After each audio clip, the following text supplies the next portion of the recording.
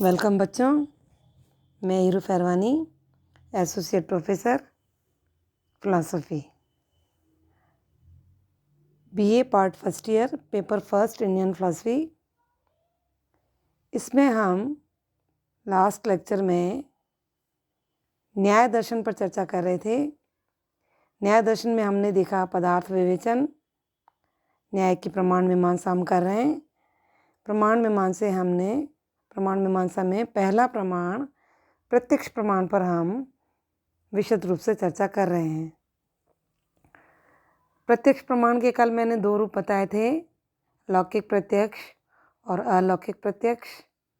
एक बार दोबारा संक्षिप्त में बता देती हूँ। लौकिक प्रत्यक्ष यानी ऐसा ज्ञान जो इंद्रिय और विषयों के सहयोग से साधारण रूप से होता है, वो लौकिक प्रत्यक्ष कहलाता है। लौकिक प्रत्यक्ष के भी दो रूप बताए गए थे, बाह्य प्रत्यक्ष और मानस प्रत्यक्ष। जब इंद्रियों का बाह्य विषयों से संपर्क होता है तो उसे हम बाह्य प्रत्यक्ष कहते हैं। जब इंद्रियों का विषयों के आंतरिक भावों से संबंध होता है, यानी आत्मा के विशेष गुण सुख दुख आदि का जो प्रत्यक्ष ज्ञान है, वो मानस प्रत्यक्ष से ही होता है। दूसरा है अलौकिक प्रत्यक्ष। इंद्रियों का विषयों से जब असाधारण रूप से संबंध होता है, उसे हम अलौकिक प्रत्यक्ष कहते हैं। प्रत्यक्ष के इस वर्गीकरण के अलावा एक दूसरा दृष्टिकोण भी है, जिसमें प्रत्यक्ष के निर्विकल्पक और सविकल्पक रूप में चर्चा हुई है। निर्विकल्पक प्रत्यक्ष हम उस प्रत्यक्ष को कहते हैं जिसमें हमें वस्तु के रूप, रंग, जाति, आकार का ज्ञान नहीं होता, केवल वस्तु की सत्ता का ही केवल आभास होता है।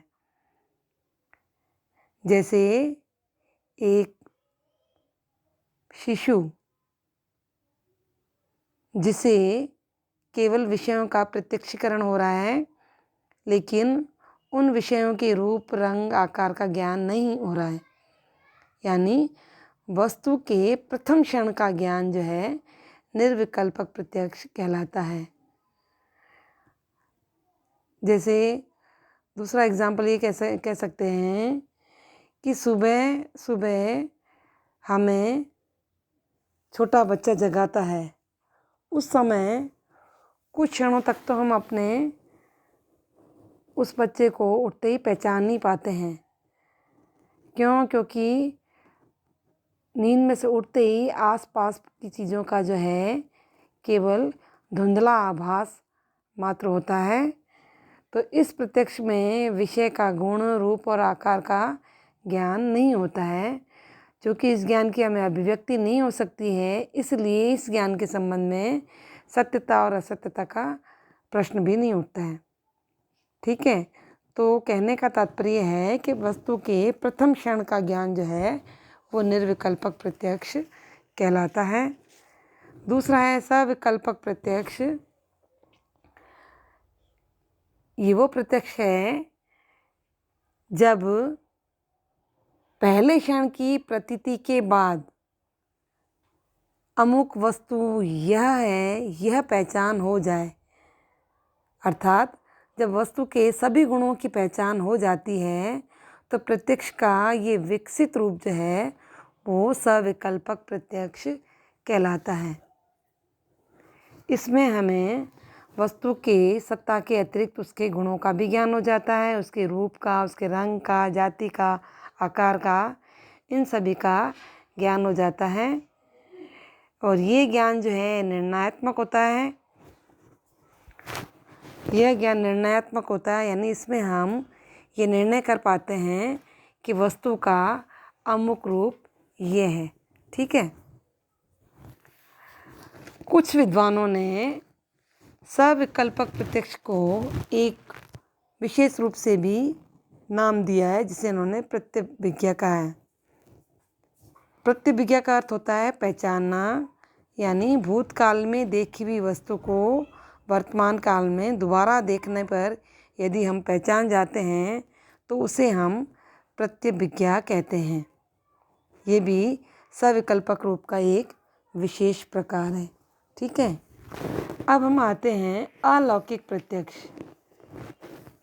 इंद्रियों का विषयों के साथ जो असाधारण संबंध होता है उसे हम अलौकिक प्रत्यक्ष कहते हैं। और लौकिक प्रत्यक्ष जो है इसके विपरीत इंद्रियों का विषयों के साथ लौकिक संबंध होता है। तो अलौकिक प्रत्यक्ष के भी न्याय दर्शन में 3 भेद माने गए हैं: सामान्य लक्षण, ज्ञान लक्षण और योगज लक्षण। सामान्य लक्षण जिस प्रत्यक्ष से हमें जाति का प्रत्यक्ष होता है, यानी एक वस्तु की जातिगत सामान्य धर्मों के आधार पर उस जाति की सभी वस्तुओं को जानने में जो समर्थता हमें प्राप्त होती है उसे हम सामान्य लक्षण कहते हैं।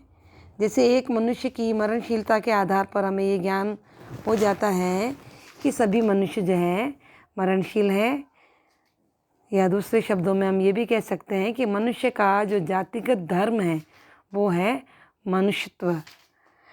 गौ का जातिगत धर्म है गोत्व, घट का जातिगत धर्म है घटत्व। तो ये जो है सामान्य धर्म या जातिगत सामान्य धर्म, ये सामान्य लक्षण कहलाता है। ठीक है। दूसरा है ज्ञान लक्षण। मानव जो है अपनी इंद्रियों के द्वारा अनेक वस्तुओं का ज्ञान प्राप्त करता है और हर इंद्रिय के भिन्न भिन्न विषय होते हैं। जैसे आँख से हम रूप का प्रत्यक्ष करते हैं, कान से शब्द का, नाक से गंध का, त्वचा से स्पर्श का, और यानी किसी भी वस्तु के मुलायम या कड़ेपन का ज्ञान जो है वो हमें त्वचा से और जीभ से हमें स्वाद का ज्ञान होता है। तो इस प्रकार हर इंद्रिय का अलग अलग विषयों से ज्ञान होता है। एक इंद्रिय के विषय को दूसरे इंद्रिय के विषय के द्वारा ये जो ग्रहण करने की सामर्थ्य है ये ही ज्ञान लक्षण कहलाता है। जैसे बर्फ़ का ठंडा होना, आग का ताप युक्त होना, बिना स्पर्श किए चक्षु के द्वारा भी हम इस बात को जान सकते हैं कि बर्फ़ ठंडी है या आग गर्म है। ठीक है। तो ये है ज्ञान लक्षण। तीसरा है योगज लक्षण।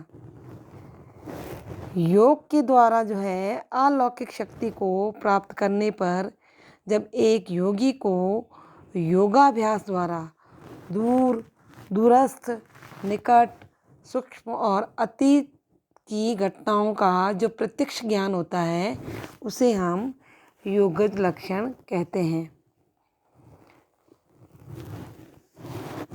एक दूसरे दृष्टिकोण से भी लौकिक प्रत्यक्ष के ये हुआ अलौकिक प्रत्यक्ष के 3 प्रकार। ठीक है। अब आते हैं हम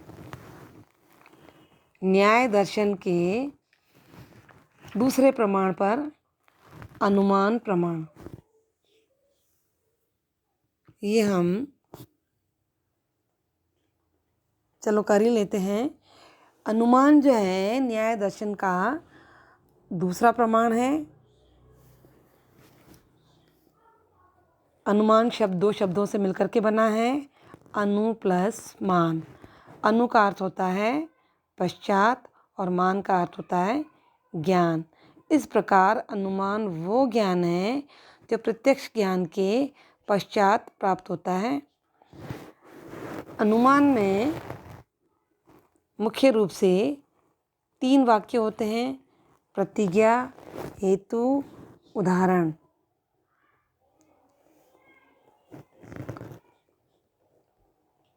प्रत्यक्ष ज्ञान को हमने देखा कि वो स्वतंत्र और निरपेक्ष रूप से ज्ञान का साधन है, परंतु अनुमान जो है अपनी उत्पत्ति के लिए हमेशा प्रत्यक्ष पर ही आश्रित रहता है। इसलिए अनुमान को हम प्रत्यक्ष मूलक ज्ञान भी कहते हैं। प्रत्यक्ष ज्ञान जो है हमारे वर्तमान तक ही सीमित रहता है और प्रत्यक्ष का ज्ञान इंद्रियों के माध्यम से होता है, और जो वस्तु इंद्रियों की पहुंच के बाहर है उसका ज्ञान हम प्रत्यक्ष से नहीं करते, परंतु इसके विपरीत अनुमान से भूत भविष्य का भी ज्ञान हो जाता है।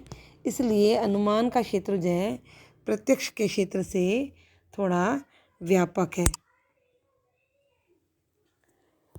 प्रत्यक्ष ज्ञान हमेशा संदेह रहित और निश्चित होता है, परंतु अनुमान जन्य जो ज्ञान होता है वो हमेशा संशयपूर्ण और अनिश्चित होता है, जिसके कारण हमारे अधिकांश अनुमान जो है वो गलत भी निकलते हैं और एक ही आधार से किए गए अनुमानों के निष्कर्ष भी अलग अलग हो सकते हैं। प्रत्यक्ष में तो हम विषयों का साक्षात्कार कर लेते हैं, इसलिए प्रत्यक्ष को हम अपरोक्ष ज्ञान भी कहते हैं, यानी डायरेक्ट ज्ञान कहते हैं, साक्षात ज्ञान कहते हैं। परंतु अनुमान में क्या होता है कि विषयों का साक्षात्कार नहीं होता है, जिसके कारण अनुमान से आधारित ज्ञान जो है वो परोक्ष ज्ञान होता है, यानी अप्रत्यक्ष ज्ञान होता है। इसी तरह से प्रत्यक्ष की उत्पत्ति जो है इंद्रियों के द्वारा होती है, जिसके कारण जो योगज के अतिरिक्त सभी प्रकार के प्रत्यक्ष का स्वरूप जो है एक ही रहता है। सभी प्रत्यक्ष में वस्तुओं की उपस्थिति जो है समान भाव से होती है, परंतु अनुमान के रूप जो है व्याप्ति की विविधता के कारण जो है अलग अलग तरह के होते हैं। क्यों? क्योंकि अनुमान का आधार जो है व्याप्ति है। व्याप्ति के बिना हम अनुमान का जो ज्ञान है वो संदेहजनक हो सकता है, निश्चित नहीं हो सकता है, अनिश्चित हो सकता है। तो पूर्ण ज्ञान के अभाव में अनुमान करने का जो है प्रश्न ही बेकार हो जाता है, परंतु प्रत्यक्ष के साथ में ये सारी बातें लागू नहीं होती हैं। अनुमान, जैसा कि मैंने पहले ही बताया, कि वो ज्ञान है जो कि पूर्व ज्ञान पर आधारित होता है। उदाहरण के लिए जैसे पहाड़ पर अग्नि है, क्यों? क्योंकि वहाँ धुआं है, तो जहाँ जहाँ धुआं है वहाँ वहाँ आग है। तो यह अनुमान जो है धुआं और आग के व्याप्ति संबंध पर आधारित है। अब प्रश्न उठता है कि व्याप्ति किससे कहते हैं? तो व्याप्ति जो है दो वस्तुओं के बीच का आवश्यक या सामान्य संबंध, जैसे जहाँ जहाँ धुआं है वहाँ वहाँ आग है, ये व्याप्ति वाक्य है। और इस तर्क में धुएं को पाकर के आग का अनुमान इस व्याप्ति वाक्य के परिणाम स्वरूप ही होता है। अनुमान में कम से कम 3 वाक्य होते हैं और 3 अवयव होते हैं: प्रतिज्ञा, हेतु और उदाहरण, पक्ष, साध्य और हेतु। पक्ष अनुमान का वो अवयव है जिसके संबंध में अनुमान हम करते हैं। जैसे इस उदाहरण में पहाड़ जो है वो पक्ष है, क्योंकि पहाड़ के संबंध में अनुमान हुआ है। पक्ष के संबंध में जो कुछ सिद्ध किया जाता है उसे हम साध्य कहते हैं। तो इस अनुमान में आग जो है वो साध्य है, क्योंकि पहाड़ पर आग का होना ही सिद्ध किया गया है। जिसके द्वारा पक्ष में साध्य का होना बताया गया है वह हेतु कहलाता है। तो इस अनुमान में धुआं हेतु है, क्योंकि धुएं को देख करके ही पहाड़ पर आग होने का अनुमान किया गया है। तो इस अनुमान के 3 वाक्य जो हैं पाश्चात्य तर्कशास्त्र के निष्कर्ष, लघु वाक्य यानी माइनर प्रेमिसेस और बृहत वाक्य यानी मेजर प्रेमिसेस के अनुरूप है। बस वैसे तो पाश्चात्य तर्कशास्त्र में इसका क्रम दूसरा है, पक्ष, साध्य और हेतु, और पाश्चात्य तर्कशास्त्र में क्रमशः लघु पद, बृहत पद और मध्यम पद की तरह ही ये अनुमान है। ठीक है, तो कहने का तात्पर्य है कि अनुमान में कम से कम 3 वाक्य होते हैं। अब हम आते हैं अनुमान के अवयव, ये हम कल करेंगे।